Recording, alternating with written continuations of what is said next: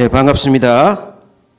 계속되는 코로나 때문에 힘들지만은 학교에서는 모든 선생님들이 하나가 되어 학생들의 교육에 최선을 다하고 있습니다. 우리 이사벨 중학교는 1965년 기독교 정신으로 설립된 학교로 믿음의 사람, 배움의 사람, 일하는 사람이라는 교훈 아래 믿음 위에 배움 쌓는 결의 일꾼을 육성하기 위해 이사벨 모든 교직원들이 힘을 모아 신뢰를 바탕으로 사랑을 심는 교육을 실천하고 있습니다. 저는 우리 이사벨이 언제나 신뢰와 사랑이 넘치는 행복한 학교가 되기를 원합니다. 이사벨에서 우리 아이들이 바른 인성으로 선한 영향력을 전하고 나눔과 봉사를 통해 섬김의 리더십을 가진 창의적인 인재가 되기를 바라며 아울러 미래를 꿈꾸며 함께 성장하는 이사벨 교육이 되기를 기도합니다. 어려운 환경 속에서도 열매 맺기를 포기하지 않는 나무처럼 이사벨 교육은 아이들의 행복한 성장과 미래를 향한 꿈을 키워내는데 아낌없는 정성을 다하겠습니다. 학생들의 행복한 교육 활동을 위해서 작년에 블렌디드 교실을 구축했으며 전학년 책글상을 교체하였고 2학년, 3학년 사물함도 교체를 하였습니다. 1학년은 올해 교체할 예정입니다. 학교 건물도 도색을 해서 깨끗한 학교 환경을 유지하고 있습니다. 항상 우리 학생들의 좋은 교육 활동을 위해서 최선을 다하고 있습니다. 학부모님께서도 학교를 믿고 학교 교육 발전에 많은 협조를 부탁드리며 교사, 학생, 학부모가 삼위일체가 되어 멋진 이사벨 중학교가 될 수 있도록 적극 동참해 주실 것을 부탁드립니다. 이후에 학교 교육 활동 안내를 통해서 좋은 시간이 되기를 바라며 언제나 학부모님 가정에 평강이 함께 하기를 기원합니다. 감사합니다.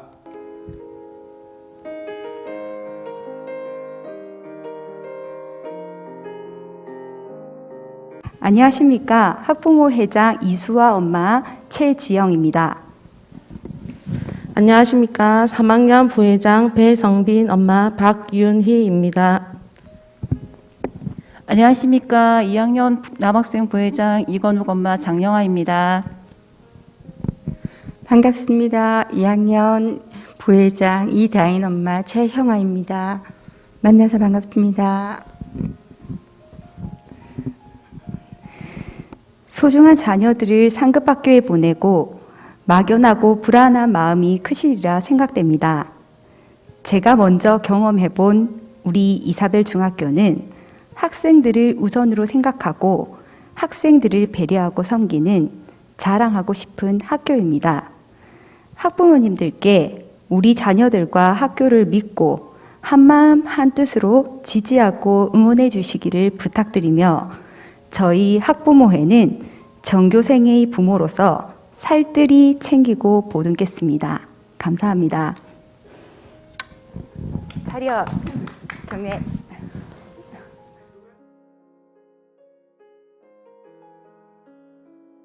반갑습니다. 이사벨 중학교 교무기획부장 김영태 선생입니다. 지금부터 학사 일정과 여러 가지에 대해서 안내 말씀드리겠습니다. 2022학년도 1학기 학사 일정입니다. 3월 2일 날 개학했고요. 3월 11일 날 수요일 수업을 하였습니다. 4월 27일에서 28일까지 2학년, 3학년 중간고사. 학생들이 중요하게 생각한 중간고사가 있습니다. 5월 3일, 4일 체험학습이 있고요. 5월 6일은 우리 학교 재량 휴업일입니다. 5월 30일은 개교 기념일로 지킵니다. 그리고 6월 28일, 30일까지 2학년, 3학년 1학기 기말고사가 있습니다. 이번에 방학은 7월 22일 날 수요일 날 방학식을 하게 되고 7월 21일부터 8월 18일까지 여름방학이 29일간 진행되겠습니다. 그래서 2학기 개학은 8월 19일입니다. 9월 13일 날 월요일 수업이 많이 없어지기 때문에 대체 공휴일로 인해서 월요일 수업을 하도록 하겠습니다. 10월 13일에 14일은 1학년 체험학습이고 14일은 전학년 체험학습입니다. 10월 6일에서 7일은 2학년 중간고사, 2학년은 12월 6일에서 8일까지 기말고사를 치르게 됩니다. 11월 2일에서 4일까지는 3학년 기말고사가 되고 12월 29일 날 방학식을 하게 됩니다. 2월 2일 개학을 하게 됩니다. 그래서 방학 기간은 34일이고 이번에는 2월 8일 날 종업식과 졸업식을 하게 됩니다. 수업 시간표가 좀 바뀌었습니다. 그래서 학생들이 8시 30분입니다. 8시 30분에 교문을 통과하고 교실에 들어가야 되겠습니다. 그래서 8시 30분을 교문에서 생활지도부장님께서 체크를 하십니다. 그리고 9시가 되면 미인정 결석입니다. 미인정 결석. 그래서 9시가 지나서 교실에 오게 되면 미인정 결석이 되니까 유의하시기 바랍니다. 그래서 1교시가 9시에서 9시 45분까지 해서 수업 종료가 3시 55분입니다. 그래서 이전보다 10분이 당겨졌습니다. 7교시를 하더라도 3시 55분에 다 마치게 됩니다. 그리고 6교시 수업은 화요일, 수요일, 금요일이 해당되고 월요일, 목요일은 7교시 수업을 하게 됩니다. 그래서 다시 한번 강조해드리면 8시 30분까지 교실로 오셔야 되고요. 9시에 수업이 시작됩니다. 그래서 학생들이 9시가 지나서 오면 미인정 결과, 이것은 미인정 결과는 수업 점수에 감점이 있습니다. 그래서 잘 알아두시면 감사하겠습니다. 그래서 출결 종류는 질병, 기타결, 인정결, 미인정 결과, 조퇴, 지각, 결석이 있습니다. 3번 내용이 참 중요한데요. 이제 코로나 상황에 따라서 이게 지금 출결 인정이 달라졌습니다. 출결에 대해서 이제 최종적으로 내려오게 됐는데요. 요거 3번 내용은 가정통신문을 통해서 자세하게 안내할 예정이지만 제가 간단하게 요약해서 말씀드리고자 합니다. 그래서 앞으로는 이제 3월 14일부터는 간단하게 바뀌었습니다. 내가 확진된다. 이래 되면 출석 인정 결석입니다. 출석 인정 결석이 되고 이때 7일간입니다. 7일간 인정이 되고 요 자료를 담임 선생님께 근거 자료를 해당 증빙 자료를 담임 선생님께 보내시면 됩니다. 이제 지금부터는 무조건 증빙 자료는 담임 선생님께 보내시면 됩니다. 그다음 내가 확진일 땐 쉽지 않습니까? 그다음에 동거인이 확진. 그러니까 내가 같이 사는 엄마나 아빠나 이렇게 동생이나 확진되면 백신 접종과 상관없이 수동 감시 대상자가 되는데요. 10일간입니다. 내가 확진이면 7일이고 그 다음에 동거인이 확진되면 10일입니다. 이때 3일 이내에 PCR 검사를 통해서 학교를 혹시 오고 싶으면 PCR 검사를 통해서 그 다음에 자기가 음성인 것을 확인해야 되는데 이때 검사 결과 확인 시까지는 등교 중지를 했으면 좋겠습니다. 그러니까 왜냐하면 자기 확진될 수 있지 않습니까? 그래서 그 PCR 검사를 대체할 수 있는 것은 전문가용 신속 항원 검사, 지정 의료기관에 지정되어 있습니다. 그래서 지정 의료기관에서 하는 전문가용 신속 항원 검사 때 요게 대체 가능하고요. 그래서 PCR 검사 또는 전문가용 신속 항원 검사를 하셔야 됩니다. 그래서 요 결과가 나오기 전까지는 학교를 안 나오는 게 다른 아이들 전파를 위해서 당연히 필요한 내용입니다. 그래서 나오지 않도록 했으면 좋겠고요. 이게 음성이 되었을 때는 등교가 가능한데 그때도 6, 7일 차에 신속 항원 검사를 계속 하셔야 됩니다. 그래서 요거를 권고해 드립니다.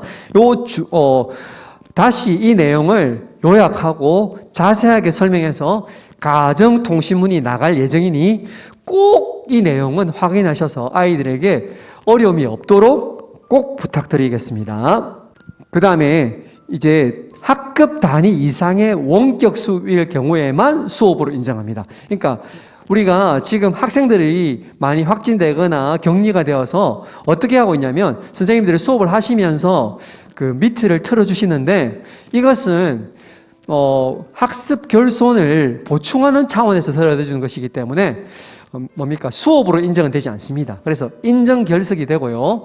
그래서 수업은 학급 단위 이상의 이 개개인이 아니라 학급 단위 이상의 원격 수업일 경우에만 수업으로 인정된다는 사실 잘 유념해 주시기 바랍니다. 그리고 미인정조퇴, 결과, 지각, 결석은 내신 성적에 반영됩니다. 아까 제가 9시 되면 지나면 지각이라 했죠. 그때 미인정 지각입니다. 꼭 요거를 잘 좀 새겨 들으시면 감사하겠습니다. 원격 수업을 만약에 했을 때는 작년에 세웠던 규칙 동일합니다. 실시간 쌍방향 수업은 당일 해당 수업 시간이 원칙이고요. 접속 불량의 경우 부모님이 즉시 담임 교사에게 문자로 알려야 하고요. 교과 담당 교사는 대체 학습을 제공하고 학생은 3일 이내에 교과 담당 교사에게 학습 과제물을 제출해야 출결 확인이 됩니다. 제출 안 하면 안 됩니다. 부모님이 연락 안 하셔도 안 됩니다. 아시겠죠? 요거 원격 수업 할 때만 적용됩니다. 그래서 그때 혹시 원격 수업을 하게 되면 요 원칙은 그대로 유지된다는 거 잘 유념해 주시기 바랍니다. 이제 마지막으로 교육활동 보호 교육입니다. 지금 선생님들의 그 교육활동을 보호하는 것이 학생 전체의 학습권을 보장하는 겁니다.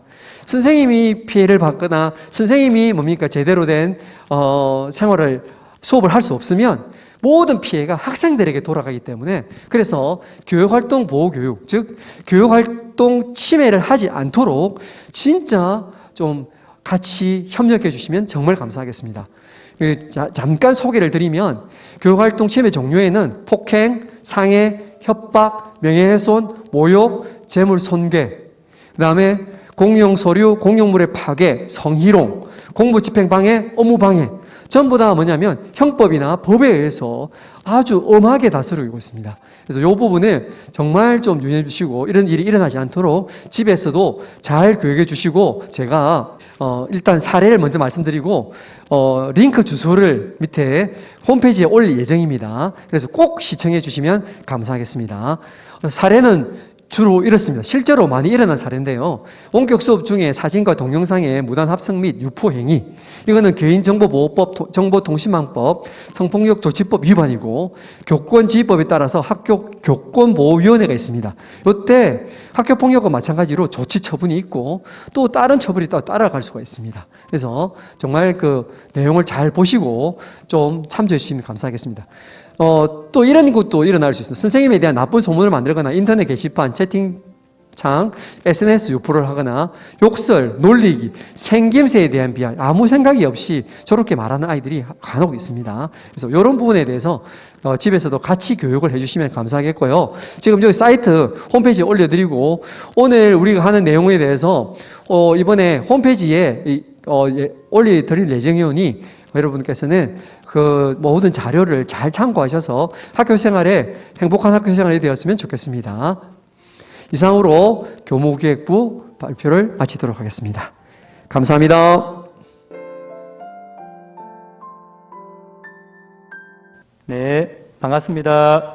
교육과정부장 박도홍 선생님입니다. 오늘 저는 교육과정부 저희 부의 맡은 역할을 학부모님들께 소개해 드리도록 하겠습니다. 가장 먼저 공교육 정상화법에 대해서 이거는 법적으로 학부모님께 연수를 하게 되어 있기 때문에 안내를 드리고 저희 부서 업무를 시작하도록 하겠습니다.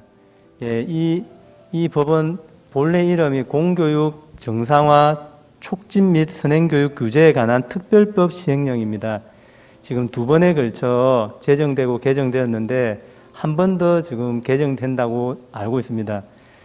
보다시피 선행교육, 선행학습으로 인한 학교와 학생과 학부모의 어려움을 사실 덜기 위해서 제정된 법안이고요. 그래서 이것을 이제 저희 학교에서 반영하는 것은 수업이나 평가, 방과 후, 진학 등에서 이후 학교, 그러니까 고등학교 과정을 선행하지 않고 또 시험도 선행한 내용을 출제하지 않는 것으로 하고 있습니다. 학부모의 협조 사항은 사실 상당히 어려운데요. 사교육에 대한 부분도 담겨져 있지만은 이 부분은 현실적으로 지금 좀 어려움이 있는 걸로 알고 있습니다. 그래서 공교육 정상화법이 학교 교육을 바르게 이렇게 정립시키기 위한 법이라는 사실을 학부모님들께서 인지해 주시면 감사하겠고 참고 영상을 보실 수 있겠습니다. 예, 그러면 이제 저희 부서에 본격적으로 소개를 들어갈 텐데요. 오늘 제가 준비한 자료 중에 크게 두 가지 내용은 참조 자료를 참조하시라고 준비했고요. 그 중에 하나는 방과후 학교입니다. 조만간에 강정통신문으로 나갈 때에 개설된 방과후를 보시고 학생 참여를 원하시면 신청을 하시면 되겠고, 학력 신장 프로그램이라 해서 점프반, 자기주도 걸마루에서 공부하는 방, 그리고 멘토 멘티 활동도 있는데 코로나 때문에 잘 이루어지지 않았던 부분이 있습니다. 올해도 상황을 좀 보고 안내를 드리도록 하겠습니다. 예, 그러면 이제 교육 목표와 과정부터 진행하도록 하겠습니다. 학교 교육의 큰 목표가 제가 한번 읽어보겠습니다. 학생의 일상생활과 학습에 필요한 기본 능력, 바른 인성, 민주시민으로서의 자질 향상에 중점을 두고 있습니다. 그러니까 학생들이 학습만 하는 게 아니라 일상생활과 바른 인성과 민주시민 자질을 함양하는데도 학교에 중요한 목표가 있다는 사실을 기억하시고요. 이것을 이루기 위해서 학교에서는 크게 두 가지 활동을 하고 있습니다. 부모님들 잘 아시다시피 교과 학습입니다. 시간표에 나와 있는 1, 2, 3학년 교과 학습을 하고 있고요. 또 하나는 자율, 봉사, 진로, 동아리, 스포츠 클럽과 같은 창의적 체험 활동입니다. 그러니까 학교에서 가르치는 교육 과정은 교과와 창의적 체험 활동 두 가지라 볼 수 있겠습니다. 다만 이제 1학년만 자유학기 활동이라서 1, 2학기에 독특한 프로그램이 운영이 되고 있습니다. 예, 이 모든 과정들이 원만하게 이루어지기 위해서 중요한 게 있다면 만남과 관계를 통한 배움일 것입니다. 이 부분 한번 생각해 보게 되고요. 그리고 우리 학교 교훈이 우리가 배우는 목표하고 굉장히 많이 닮아 있고 또 우리 학교 교훈이 참 잘 세워졌다고 봅니다. 믿음의 사람, 배움의 사람, 일하는 사람. 학부모님들도 이사벨중학교 학교 교훈을 통해서 우리 배움들이 어디를 지향하는지 한번 더 새겨봐 주셨으면 좋겠습니다. 예, 그러면 1, 2, 3학년 순서대로 한 번 더 설명을 진행하겠습니다. 예, 1학년 먼저 설명합니다. 1학년은 자유학년제입니다. 여기서 말하는 자유는 평범하게 말하면 시험에서 자유롭고 또 평가에서 조금 자유로운 활동들을 할 수 있는 학년입니다. 무엇을 위해서 그러느냐? 제일 중요한 이유는 어떤 진로 탐색의 어떤 중요한 시기로 설정한 겁니다. 그래서 이 기간을 통해서 다양한 프로젝트 수업이나 주제 중심 융합 수업 그리고 활동 중심의 수업들을 실시하게 됩니다. 그리고 이제 평가는 점수로 나와 있는 평가 성적표는 없습니다. 1학년 성적표는 다 초등학교처럼 줄글로 되어 있고 과정 중심의 내용을 기록하고 있습니다. 그래서 1학년 성적 자체는 고입에 반영되지는 않지만 출결, 자율, 동아리, 봉사는 점수가 크지는 않지만 반영되고 있다는 것을 말씀드립니다. 그리고 1학년은 이러한 자유학년제의 목표를 달성하기 위해서 1학기에는 3가지 활동을 하고 있습니다. 오늘 월요일인데요. 월요일 6, 7교시는 예체 활동 지금 시작했습니다. 금요일은 주제 선택 활동, 그리고 진로 탐색 활동 주 1시간씩 이렇게 수업이 진행하고 있고요. 2학기가 되면 여기에 동아리 활동이 수요일 날 하나 더 들어오게 됩니다. 여러분 1학년 학부모님들은 자녀를 통해서 들으셨겠지만 내가 원하는 그 강좌를 선택하지 못해서 뭐 가위바위보에 져서 다른 걸 듣게 됐다 이런 얘기를 들으실 텐데요. 그렇지만 1년에 같은 강좌가 기본적으로 4번 정도 이렇게 돌기 때문에 자기가 원하는 거를 전부 다 할 수는 없지만은 그래도 고르게 선택될 수 있도록 하고 있기 때문에 자녀의 선택에 대해서 격려해 주시고 또 뜻하지 않는 만남들이 있거든요. 그래서 선택한다는 것에 대해서 조금 더 여유를 가질 수 있으면 좋겠습니다. 예, 1학년에 대해서 좀 간략하게 설명을 드렸고요. 이제 2, 3학년들인데요. 자, 2, 3학년 학부모님들은 특별히 이제 고입 진료와 관련해서 좀 고민이 많으실 겁니다. 근데 큰 틀은 이렇습니다. 지필 평가와 수행 평가로 이루어져 있고, 특히 수행 평가가 모든 교과의 40% 이상이 됩니다. 그래서 지필을 100점을 다 맞는다 하더라도 수행 평가를 제대로 안 하면 또 좋은 성적을 받기 어렵습니다. 그리고 올해부터는 이제 서다평 평가가 확대되었기 때문에 문제가 20문제가 출제가 되면 10문제는 오지 쓴다고요. 10문제는 서다평 문제로 출제하게끔 비율이 조정되어 있습니다. 그래서 앞으로 추세는 오지 쓴다보다는 자기의 생각을 서술할 수 있는 문제 쪽으로 가기 때문에 아이들이 단순 암기라기보다는 자기 표현력이 중요시 되겠습니다. 그리고 과정 중심 평가도 체육, 음악, 미술은 100%고요. 그리고 교과마다 비율이 다르지만은 기본적으로는 40% 이상 수행 평가를 해야 되는 상황입니다. 그래서 이번 주 중에 평가 영역을 정리해서 가정통신문으로 안내를 드리도록 하겠습니다. 자, 그러면 평가 일정입니다. 이거는 아이들 통해서 또 학교 학사 일정을 통해서 다 전달되는 내용인데, 주의사항 하나는 3학년 2학기에 3학년은 기말고사 한 번만 친다는 걸 확인해 두시면 좋을 것 같습니다. 3학년 고입이 있기 때문에 3학년은 이제 1학기, 2학기 한 번 해서 이제 성적을 환산하게 됩니다. 예, 일정표 나중에 학사 일정표 참조하시기 바랍니다. 예, 그리고 이제 3학년 부모님들이 관심이 좀 많으실 텐데요. 고입 성적 산출 안 됩니다. 한번 유의 깊게 한번 보시면 300점 만점이고요. 그리고 300점 중에서도 교과 성적이 240점입니다. 거의 절대적인데요. 근데 무시할 수 없는 거는 이제 비교과 60점인데, 이제 이 두 가지를 2, 3학년 성적을 환산해서 300점으로 하고 소수점 세 자리까지 내서 동점자 없이 이제 고입 자료를 활용하게 됩니다. 학년 비율은 2학년이 40%, 3학년이 60%인데요. 질문이 많은 것 중에 하나가 일반고 가려면 몇 퍼센트 정도 해야 됩니까? 이렇게 물어보시는데요. 한 3개년 통계를 내보니까 70% 안에 들어온 적은 없습니다. 70% 정도면 안정권인데 75% 나갔다 들어갔다 이렇게 하고 있기 때문에 일반고는 70% 안에 들어오면 그래도 제일 무난하지 않겠나 싶습니다. 이 부분은 3학년 담임선생님과 조금 사항을 확인해 주시고 자신의 자녀가 어느 정도 위치에 있는지 성적표가 나오기 전에는 알 수는 없는데요. 평균치를 가지고 대략 확인은 가능하니까 사전에 좀 상담하실 때 한번 확인해 두시면 좋겠습니다. 예, 그러면 고등학교에 관해서 조금 덧붙여서 설명을 조금 더 드리면, 고등학교는 정기학교와 후기학교로 나뉘긴 하는데요. 특성상 특수목적고랑 특성화고 일반계고 세 가지로 좀 구분해 본다면 자녀의 진로를 특수목적고로 삼고 계신 분들은 사전에 준비 작업들이 조금 필요합니다. 이 부분은 담임선생님과 좀 상의를 해주시고요.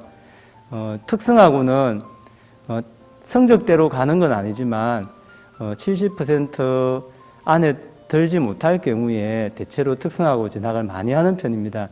그리고 특성화고 선생님들 통해서 확인한 바로는 특성화고에서 대학 진학도 많이 하고 있기 때문에 예전처럼 취업만 하는 곳은 아닙니다. 그래서 오히려 일반계고에서 성적이 하위권으로 가기보다는 특성화고 상위권으로 가서 진학이 더 낫다는 얘기도 있는데, 이 부분은 자녀의 어떤 그 재능과 성적과 특성들을 고려해서 진행하시면 좋겠고요.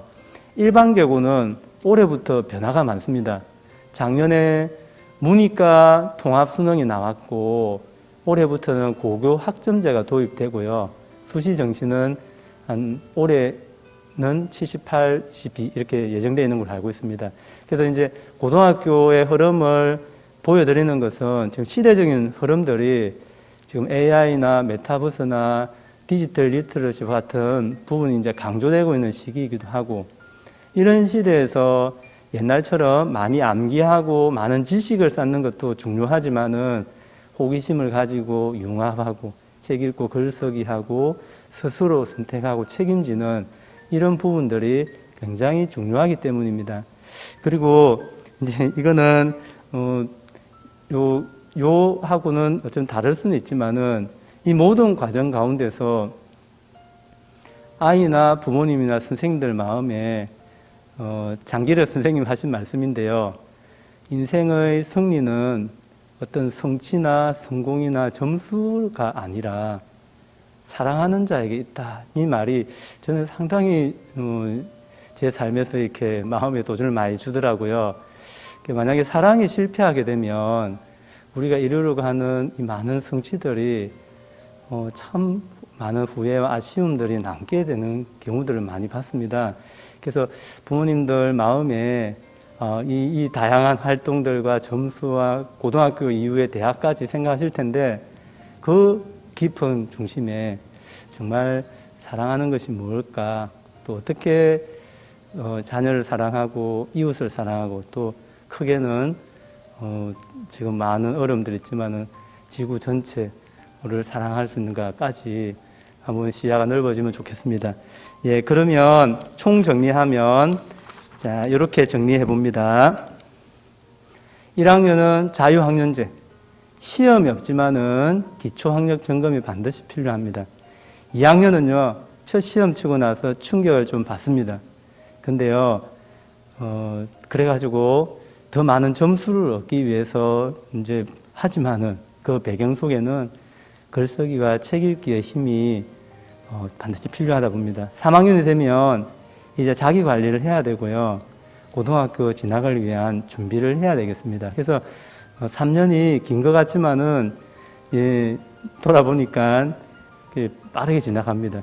그래서 자녀의 진로를 위해서 애를 많이 쓰시겠지만 좀 큰 그림을 그리시고 진행하면 좋겠습니다. 자, 그러면 제가 이제 두 부분을 더 말씀드리고 마칠 텐데요. 오늘 하는 내용들은 학생들에게도 똑같은 내용으로 안내를 한 내용입니다. 자, 1학년 자유학년제 프로젝트 이름이 나다움을 찾아가는 프로젝트입니다. 그래서 우리 학교에서 최초로 자유학기제를 실시할 때 학생이 만든 디자인인데요. 예, 이거를 가져와 봤는데, 그래서 학생 스스로 자신의 개성을 찾고 나다움을 찾아갈 수 있다면 또 선생님들이나 이 모든 교육과정을 통해서 도와주고 지원할 텐데요. 그러면 이런 부분들을 어떻게 하면 좋을까 했을 때, 네, 유명한 시인이자 작가인 괴테가 이런 말을 했더라고요. 지금 너 곁에 있는 사람, 너가 자주 가는 곳, 너가 읽는 책들이 너가 누구인지, 너다움이 무엇인지, 나다움이 무엇인지 말해준다. 네, 아주 우리를 형성하는 것을 잘 요약했다고 생각합니다. 아이들한테 이제 마무리로 한 얘기 하나만 들려드리고 끝내도록 하겠습니다. 예, 얼마 전에 이혜령 선생님이 돌아가셨는데요. 제가 1월에 이분이 쓴 마지막 수업이라는 책을 제가 읽고, 이분이 참 다재다능하고 참 뛰어나신 분인데, 이분이 마지막 수업이라는 책에서 최종 결론을 내린 구절이 이제 제가 보기에는 이 구절이었습니다. 내 것인 줄 알았으나 받은 모든 것이 선물이었다. 사실 아이들이나 부모님이나 선생님들 마찬가지지만은 내 것이라고 생각하고 내 것을 더 많이 얻으려고 하는데, 내 것이 굉장히 많았던 이분이 생애 마지막에서 깨닫는 게, 이 모든 게 선물이었구나. 이 말씀이 좀 여러 생각을 하게 했습니다. 예, 오늘 학부모님 연수 소개를 마치면서 마지막으로 이 구절을 나누며, 예, 올 한 해 자녀와 부모님과 선생님들 모두 한층 더 성숙하고 깊어지는 한 해가 되기를 원합니다. 예, 잘 들어주셔서 감사합니다.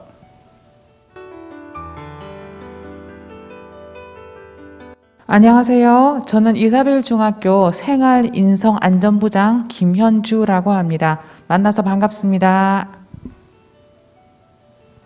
먼저 그 부모님들께서 되게 궁금해하실 선도 규정에 대해서 한번 설명을 드리도록 하겠습니다. 자, 그 위반 대상 적용 사항이 있습니다. 먼저 화장에 관계된 부분이 있고요. 그리고 변형된 두발 및 헤어 제품 사용 안 되고요. 그 다음에 교복 변형하면 안 됩니다. 특별히 남학생들이 바지통을 좀 줄이고 여학생들고는 치마 길이를 되게 짧게 하는 경우가 있습니다. 그러니까 특별히 이제 부모님들께서 혹시나 이렇게 너무 짧게 한 학생이 있으면 여학생들 같은 경우는 밑에 단이 좀 많이 여유가 있거든요. 늘려주시고요. 그다음 남학생 같은 경우도 통을 좀 넓히시면 됩니다. 그리고 만에 하나 이게 여의치 않을 때는 우리 두드림 센터라고 그 재활용해서 교복을 이렇게 살 수 있는 그런 센터가 있습니다.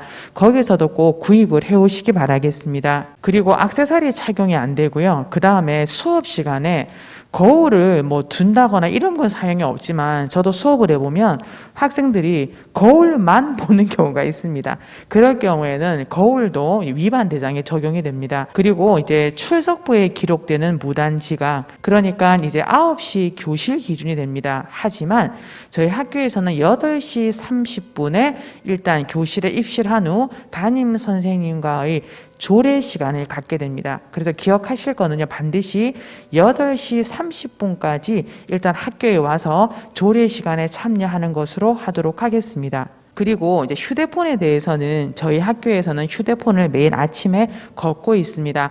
학생들의 그런 수업에 집중을 위해서 이렇게 하고 있고요. 필요한 경우에 한해서 선생님들이 이렇게 가져와서 수업에 사용하고 다시 갖다 놓습니다. 이때 만약에 그 제출하지 않은 학생이 있을 경우에는 위반 대상이 기록을 하고 학부모와 통화 후에 학생에게 돌려주고요. 그리고 아까 앞에 설명했던 화장품, 헤어 제품 소지 확인했을 때는 이게 반드시 선생님께서 보관을 할 수가 있습니다. 또한 반드시 보관하고 난 다음에 돌려주는 것으로 되어 있습니다. 그리고요, 학교에서는 반드시 명찰을 폐용하고 미착용 시에는 이제 폐용을 하도록 이렇게 지도를 하고 있고요. 일과 시장 중에는 체육복, 사복, 단정하지 못한 교복 착용을 하지 못합니다. 체육복은 반드시 수업 시간 내에만 체육복을 허용하도록 되어 있습니다. 자, 그리고 이제 학생들 중에 수업 태도가 매우 좀 불량한 학생들이 한 번씩 있습니다. 그러니까 선생님의 지도에 불응한다거나 이런 부분들도 또 이제 수업 태도 문제도 이 지도 사항에 들어가게 되고요. 그 다음에 이제 뭐 고데기 헤어롤 미용 제품 사용도 안 되고, 그 다음에 기타 생활 예절과 관련된 부분에 있어서도 저희가 지도를 하고 있습니다. 자, 그리고요, 이 수업을 흐트리는 학생, 제가 아까 좀 전에 이야기를 드렸는데 선도 처분 대상도 되지만 만에 하나 이 선생님들의 그런 수업 때 선생님들께 학생들이 굉장히 불손하게 했을 경우에는 교권 침해로 될 수 있습니다. 그러니까 다시 말하면 학생부 측에서는 선도 처분이 될 수 있지만 이제 다시 또 다르게 교권 침해위원회에도 아이가 해부될 수가 있습니다. 이 부분도 좀 부모님께서 알고 계시면 되겠습니다. 그리고 선도 지도 사항은 지금 보시는 것처럼 여러 가지 단계가 있거든요. 그러니까 교육절 벌을 시행하고 선도위원회 해부를 합니다. 만약에 선도위원회 해부가 되면 그때 반드시 학부모님께서 참석을 하셔서 선도 처분을 같이 받으시게 되겠습니다. 자, 그리고 이제 학교폭력 예방 교육을 하도록 하겠습니다. 학교폭력은요, 학교 내외에서 학생을 대상으로 발생하는 상해, 폭행, 감금, 협박, 약취, 유인, 명예훼손, 모욕, 공갈, 그리고 금품갈취, 강요, 강제적인 심부름 및 성폭력, 따돌림, 사이버 따돌림, 정보통신망을 이용한 음란, 폭력 정보 등에 의하여 신체 또는 재산상의 피해를 수반하는 모든 행위를 뜻합니다. 특별히 요즘에는 원격 수업이 많아지고 학생들의 비대면 수업, 또 비대면 상황이 많아지는 상황 속에서 사이버 따돌림이 굉장히 많은 문제로 대두되고 있습니다. 인터넷, 휴대전화 등 정보통신기기를 이용해서 학생들이 특정 학생들을 대상으로 지속적, 반복적으로 심리적 공격을 가하거나 특정 학생과 관련된 개인정보 또는 허위 사실을 유포해서 상대방이 고통을 느끼도록 하는 모든 행위에 해당합니다. 그러니까 이거는 특별히 기록에 이게 캡처로 많이 남기 때문에 부모님들께서도 학생들에게 이런 사이버 따돌림을 하지 않도록 지도 바랍니다. 그리고 성폭력이 있는데요. 있는데요. 특별히 이제 그 중간에 제가 굵게 하신 부분을 보면 이 성적인 말과 행동을 함으로 상대방이 성적 굴욕감과 수치감을 느끼도록 하는 그 모든 행위가 성폭력에 해당됩니다. 그리고 또 주의할 부분들요. 성폭력이 발생하면 반드시 수사기관에 신고해야 됩니다. 이건 중학교도 마찬가지거든요. 그러니까 이 부분도 좀 알고 계셔야 될 것 같습니다. 그리고 학생들 중에서 아이들이 쉽게 옷과 문구리를 빌려갔다가 되돌려주지 않는 경우가 있는데 이것도 이제 학교 폭력에서 공갈에 들어갑니다. 그리고요, 지금 또 가장 많이 대두가 되고 있는 문제가 사이버 폭력입니다. 이제 이 SNS 상에서 모든 욕설, 특별히 이제 SNS 학생들 많이 하는 게 페이스북이라든가 인스타그램 이런 말을 하는데요. 이게 특별히 학생들이 단체 카톡을 통해서 학생들을 초대해서 이제 욕설을 하거나 학생들에게 좀 그런 불쾌한 말을 하는 경우 있습니다. 이런 모든 경우는 사이버 폭력으로 엄격하게 처벌되어집니다. 자, 또한 이런 저격글이라든가 또한 허위글, 개인 사생활에 관한 사실을 인터넷 SNS 등을 통해서 불특정 다수에게 공개한 행위도 이 사이버 폭력에 해당합니다. 자, 그리고요, 성적 수치심이나 위협, 조롱, 글, 그림, 동영상 유포하는 것도 되지 않고 또한 이런 그 공포심이나 불안감을 유발하는 문자, 음향, 영상도 반복적으로 보낼 때는 해당하게 됩니다. 자, 여기서 주의하실 거는요, 이제 아이들이 사소한 장난이나 괴롭힘이라도 상대방이 싫어하거나 불쾌감을 느끼면 학교 폭력이 될 수 있다는 점을 학부모님들께서 좀 유의해 주시면 좋겠습니다. 자, 그리고 학교 폭력이 일어났을 경우 사후 처리는 반드시 학교 폭력 정당 기구에 다 해부가 되어집니다. 그리고 그 정도에 따라서 서면 사과부터 이제 강제 전학까지의 벌칙을 받을 수가 있습니다. 그리고요, 또 아셔야 되는 게 가해 학생이 특별 교육을 받을 때는 부모님도 함께 교육을 받는 걸로 되어 있습니다. 학교폭력자치위원회 조치사항은 학교생활기록부에 보존되며 졸업 후에도 지워지는 경우도 있지만 일정 기간 보존되는 경우도 있고요. 만에 하나 원하는 고등학교에 진학이 불가능할 수도 있습니다. 이제 약물 오남용 교육을 잠시 하도록 하겠습니다. 이 중독성 약물이란 거의 정의는요, 인체에 작용해서 신체적, 정신적 변화를 가져오는 모든 물질을 뜻하고 사용을 중단하면 금단 정사가 일어납니다.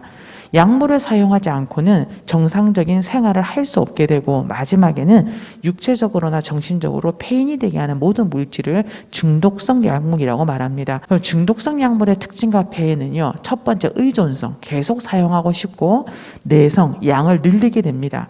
금단 증상, 사용을 중단하면 견디기 어려울 정도의 고통이 따릅니다. 자, 중독성 약물의 특징과 폐해는요, 기억력 감퇴, 집중력, 판단력 장애 발생, 신경 조직망 손상으로 정상적인 생활에 불과하고 뇌간, 심장 등 신체 각 기관 손상이 가능합니다. 또한 환각 상태에서 범죄가 유발될 수 있습니다. 그래서 학생들이 약물 오남용을 하지 않도록 부모님들께서도 각별히 지도 부탁드리겠습니다. 먼저 선생님들께서 학부모님들께서 보실 때 그 초기 단계에는 본인이 스스로 이렇게 좀 자기가 이렇게 좀 제어할 수 있는 그런 단계입니다. 하지만 나중에 이제 중기 단계가 되면 이때는 이제 친구들과 자주 어울려서 약물을 남용하는 경우, 이런 경우가 이제 중기 단계인데요. 이때는 반드시 부모님과 청소년 상담가의 적극적인 개입으로 문제를 해결할 수 있고 선도가 가능합니다. 이제 그리고 또한 이제 이 단계에서는 좀 심해지면 비행이나 폭력을 동반한 경우에는 성격이 과격해질 수 있고, 그리고 흔적이 여기저기 보일 수가 있습니다. 그럴 때는 반드시 부모님들께서 학교에다 알려주시고 지도를 부탁드립니다. 중독 단계에서는요, 이게 이제 약물 사용 정도가 심해져서 혼자 사용하는 경우, 그리고 학교나 가정의 생활 변화가 심하고 본인이 중단하고 싶어도 이제 중단이 되지 않는 단계가 될 수 있습니다. 그때는 하루빨리 이제 기관에 의뢰하거나 전문 상담가를 통해서 상담이 이루어질 수 있도록 해야 합니다. 이제 마지막으로 아동학대 및 가정폭력 예방 교육을 하도록 하겠습니다. 먼저 이제 부모님들께서 아동학대의 정의를 이제 보도록 하겠습니다. 이때는 신체, 정서, 성학대도 되고요. 그리고 많이 놓치시는 부분이 방임도 됩니다. 자, 아동학대 때는 신고 방법이 국번 없이 전화 또는 문자로 112가 되고 모바일 앱 아이 지킴 콜을 통해서 할 수 있고 상담이 필요할 때는 129로 전화를 하셔서 보건복지부 보건복지 상담센터가 됩니다. 이거는 부모님, 이때 부모님이 가해자도 될 수 있지만 우리가 이제 보통 보호자라고 표현을 하거든요. 그래서 학교에서도 이제 교사들도 또 해당이 되고 저희 교사들은 이제 이런 저희가 흔적을 발견하게 되면 바로 이제 아동학대 그 신고를 할 수가 있습니다. 그리고 자살 예방 생명 존중 교육을 또 하도록 하겠습니다. 요즘에 이제 저희가 코로나 블루라고 해서 이제 자살이 좀 많이 늘었다고 하더라고요. 근데 이제 학생들 같은 경우는 이제 죽고 싶다는 표현을 이렇게 표현을 합니다. 정말 죽고 싶다. 그 다음에 내가 사라진다. 이제 모든 걸 끝내고 싶다. 이런 말들을 자주 표현을 한다고 합니다. 그리고 이제 자살하는 사람의 심정을 알 것 같다. 다시 만나지 모를 것 같다. 환생을 믿니? 이런 식의 암시적인 말을 한다고 하거든요. 그리고 이제 자살을 준비할 때 하는 행동이 의미 있는 개인 소장품을 나눠주거나 소중한 물건이나 받았던 상장들을 버리거나 태우고 자살에 관계된 책이나 글이나 그 다음에 그런 자료들을 찾아본다고 합니다. 자, 또한 이렇게 수면 진통제 감기약 등을 또 모아두거나 그 다음에 자살 사이트나 엽기 사이트에 심취하고 그 다음에 유서를 작성하거나 이런 행동을 한답니다.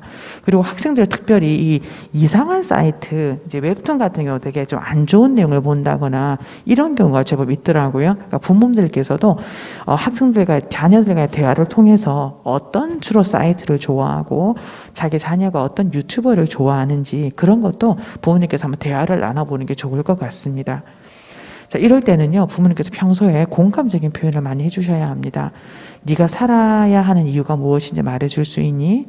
그 다음에 내가 듣기에는 너는 오랫동안 힘든 시간을 보내왔고 힘든 일 어찌해야 될지 방금 몰랐던 것 같다. 내가 이해한 것이 맞니? 그리고 엄마 아빠한테 너의 생각을 말해주렴보다는 말해주어서 정말 고맙다. 그리고 우리는 네가 걱정이 된단다. 이런 식으로 평소에도 학생들과 그 자녀들과 공감적인 그런 대화를 좀 나누시고요. 그리고 정말 힘들겠구나. 너의 마음을 이해한다. 그렇겠구나. 그러니까 우리가 부모로서 부모만이 할 수 있는 건 바로 실패해도 괜찮아. 너는 아무래도 괜찮아. 이게 부모만이 해줄 수 있는 말들인 것 같습니다. 이런 공감 표현을 통해서 학생들과 대화도 하시고 또 자녀들과 이런 좀 안 좋은 불미스러운 일이 일어나지 않도록 사전에 예방하는 그런 의미로 이런 시간을 만들었습니다. 감사합니다. 반갑습니다. 이사벨 중학교 창의교육부장 이현주입니다. 저희 부서에서 돕고 있는 교육활동을 안내하도록 하겠습니다. 먼저 동아리 활동입니다. 동아리는 우리 일과 시간 안에 구성되어 있는 장체 동아리와 학생들의 자율적으로 방과 후에 모여서 스스로 운영하는 자율 동아리로 구성되어 있습니다. 장체 동아리는 1인 1동아리 필수이고 정규 시간표에 포함되어서 운영이 됩니다. 자율 동아리는 희망하는 학생들이 자유롭게 모여서 구성하고 우리 교칙과 선생님들의 지도하에서 운영이 됩니다. 자율 동아리에 대해서는 3월 15일 내일 가정통신문이 발송될 예정이니 보시고 지원해 주시면 되겠습니다. 그리고 자율 동아리와 자치부서가 별개로 운영되는데 요거 기억해 주시기를 부탁드립니다. 자치부서가 있습니다. 방송부, 경배아찬양, 이사벨타임즈, 14산, 도서부 등. 이 부서는 학교의 그 학생들의 재능을 기부하는 그런 형태로 운영되어서 우리 봉사시간이, 교내 봉사시간 5시간이 부여가 됩니다. 그리고 자율동아리에서는 예전과 다르게 개인별 세부 특기사항이 기록이 안 된다는 것을 기억해 주시면 되겠습니다. 지금 자율동아리와 자치부서는 일정으로 지금 진행 중에 있습니다. 봉사활동에 대해서 안내하겠습니다. 봉사활동은 지금 2020년부터 코로나로 인하여서 중간에 변경된 지침이 여러 번 내려옵니다. 그러나 아직은 올해는 지침이 안 내려와서 코로나 이전의 상황에 준하여서 이렇게 안내를 드리도록 하겠습니다. 그래서 1년 동안 20시간 이상을 하시면 됩니다. 하시면 우리 만점이 되고, 그리고 학교에서 정기적으로 학교장 표창이, 봉사상이 수여가 됩니다. 그때 수상을 한 친구는 가산점 1점 부여하도록 하겠습니다. 우리 학교 창제 시간에서 열심히 참여하면 결석하지 않고 10시간이 부여가 되어서 실제 학생 개인적으로는 10시간만 참여하시면 20시간이 되겠습니다. 그리고 아까 봤던 자치부서라든지 기타 봉사 영역이 있어요. 학교 안에서. 그거는 또 별도로 5시간을 확보했을 때 개인적으로는 5시간을 채우시면 되겠습니다. 봉사활동을 하실 때 그 인정받는 시간이 있습니다. 보통 평일날 6교시 수업을 한 날은 아무리 많이 해도 2시간까지만 인정이 되고 그 외 공휴일, 방학을 포함해서 8시간까지 됩니다. 우리 다 아시겠지만 이렇게 공인된 기관을 통하여서 활동을 신청하시고 그리고 모든 걸 진행하시면 되겠습니다. 우리 봉사활동에 대한 지침이 내려오는 즉시 보통 3월 말이거든요. 3월 말에 가정통신문이 갈 겁니다. 그 가정으로 나가는데요. 그 전에 일단 기본적으로 이 사이트에 들어가셔서 학생들이 회원가입하고 개인 그 비번을 잊지 않도록 합니다. 그리고 모든 그 활동의 결과들이 바로 나이스로 이렇게 보내지게 되어 있습니다. 그래서 그 제공을 동의합니다라고 하는 맨 마지막에 버튼이 있어요. 그거까지 클릭해 주시면 되겠습니다. 그리고 요 자세한 내용이 있는데요. 우리가 인정하는 기관과 인정이 안 되는 기관이 있습니다. 그래서 이거 잠깐 눈으로 보시고 역시 가정통신문으로 3월 말에 안내가 나가겠습니다. 역시 마찬가지입니다. 이거 한번 보시면 되겠습니다. 그리고 이런 거 한번 보시면 되겠습니다. 지금 표는 우리 학교 안에서 그 학생들이 개인적으로 활동했을 때 5시간 봉사활동 주는 그 내용을 담고 있습니다. 그래서 지금 이미 학생들은 알고 있어서 지원자가 거의 모집이 다 되어 있는 상태거든요. 그렇게 됩니다. 그 외에도 다양한 활동을 하고 있는데 학생들이 즐겁게 활동할 수 있도록 잘 돕도록 하겠습니다. 감사합니다. 반갑습니다. 저는 인문자연과학부장 고현자입니다. 저희 부서의 올해 교육계획을 말씀드리겠습니다. 첫 번째는 독서활동입니다. 3월과 8월에 학급별로 구매 희망 도서를 신청받아 도서를 구매합니다. 4월에 실시할 신간 도서 후기 작성 행사는 도서관에서 신간 도서를 빌릴 때 사서 선생님으로부터 카드를 받아 후기를 작성하여 제출하면 우수작을 선정하여 상품을 주는 행사입니다. 5월과 10월에는 책가방을 털어라라는 행사를 계획하고 있는데 하루 날을 정해서 등굣길에 학생들이 가방에 도서를 지니고 있으면 상품을 주는 행사입니다. 11월에는 미리 신청자를 받아서 토요일에 독서 캠프를 실시하여 강연과 글쓰기 등의 행사를 하려고 합니다. 그리고 학생들로부터 가장 기억에 남는 활동으로 꼽을 만큼 인기가 많은 행사인 작가 초청 강연을 올해도 3회 정도 실시할 예정입니다. 전교생이 강당에 다 참석하면 좋지만 상황이 여의치 못하면 실시간 스트리밍과 병행하려고 합니다. 1학년은 조만간 공문이 오면 독서 지원 시스템에 담임 선생님을 통해 DSL 아이디를 부여받아 등록을 하게 되고 2, 3학년은 진급만 하면 됩니다. 학기별로 다독반, 다독자 시상이 있는데 독서 지원 시스템에 기록된 내용만 인정이 됩니다. 생활기록부에도 독서 지원 시스템에 기록된 도서만 기록이 되므로 학생들이 책을 읽고 독서 지원 시스템에 수시로 기록될 수 있도록 가정에서도 독려 부탁드립니다. 본교 도서관에는 책 소독기가 비치되어 있어 반납 후에 소독을 거쳐서 대여가 되니 안심하고 대여를 하시면 됩니다. 8월에는 도서관 리모델링이 예정되어 있어 2학기에는 더 좋은 환경에서 독서를 할 수 있을 것 같습니다. 10월에는 한글날 100일장 행사, 글쓰기 행사가 있고 우수작은 교내 시상도 합니다. 그 밖에 도서부원 모집, 드림열차라는 독서토론 자율 동아리 모집, 학교 문집, 십자산 발간 학생 자치회 모집이 있습니다. 오늘부터 학급에 게시되어 18일까지 홍보와 모집을 하고 있습니다. 두 번째로는 영어 관련 활동에 관해 말씀드리겠습니다. 영어 듣기 평가가 4월과 9월에 실시되고 2, 3학년은 수행평가에도 반영이 됩니다. 7월에는 영어 노래 예선을 거쳐 영어 페스티벌을 할 예정입니다. 올해는 원어민 교사가 8월에 배치될 예정이라서 원어민과의 영어 수업은 2학기부터 진행되고 영어 캠프도 겨울방학에 실시되겠습니다. 12월에는 영어 독서를 하고 퀴즈를 푸는 행사를 할 예정입니다. 영자신문 이사벨 타임즈 발간에 참여할 학생 자치회도 앞서 말씀드린 십자사 발간과 함께 모집 중에 있습니다. 본교는 일본과 대만의 자매 학교와 교류를 하고 있는데 코로나로 인해 2년간 방문 교류를 못했습니다.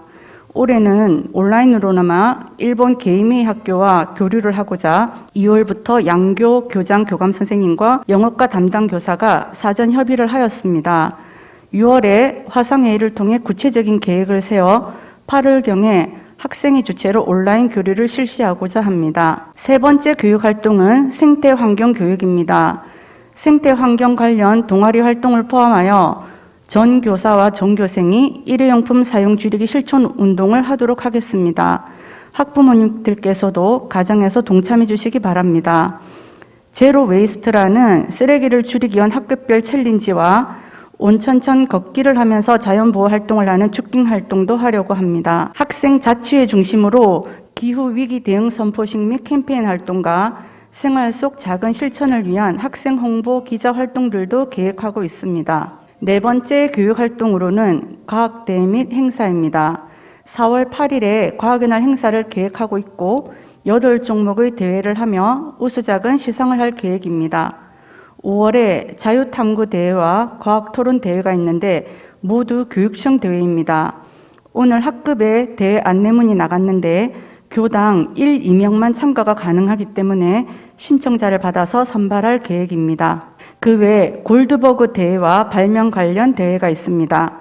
그리고 조만간 발명교실 참가 공문이 오면 분야별로 신청을 받아 연중 해당되는 날짜에 연산중학교에 설치된 발명교실에 참가하면 됩니다. 이미 말씀드린 환경 관련 행사는 매월 한 가지씩 실시할 예정입니다. 마지막으로 저희 부서에서 영재교육도 담당합니다.